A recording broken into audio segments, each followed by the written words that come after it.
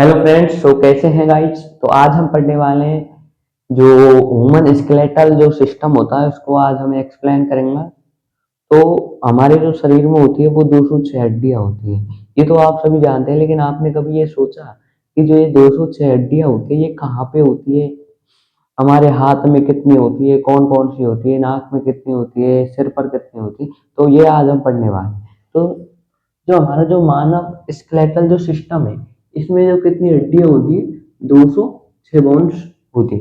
अब ये मानव कंकाल तंत्र जो दो भागों में बटा है, एक है अक्षीय कंकाल और एक है अक्षीय कंकाल में कितनी हड्डियां हैं? 80।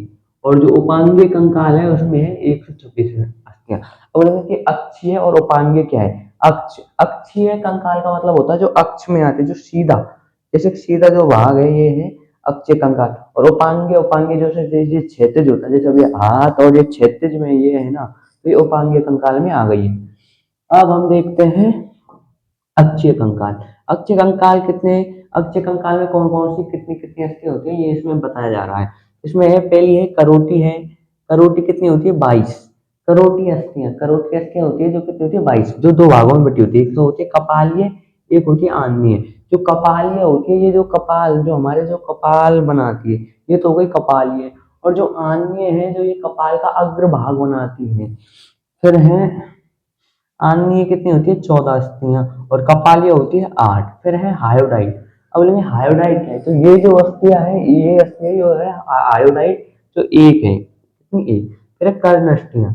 कर्ण अस्थियां जो होती है 6 होती है, 3 इस कान में 3 इसमें, तो कितनी हो गई? 6 हो गई। फिर है उरोस्थी। उरोस्थी जो यहाँ पे होती है वो एक होती है यहाँ पे, वो आपको मैं बाद में बता दूंगा कि। फिर है पसलियाँ। पसलियाँ कितनी होती है? 24। जैसे कि पसलियाँ इधर से होती है यहाँ पे, तो ये हो जाती है 24 पसलियाँ। फिर कसेरों की होती है 26।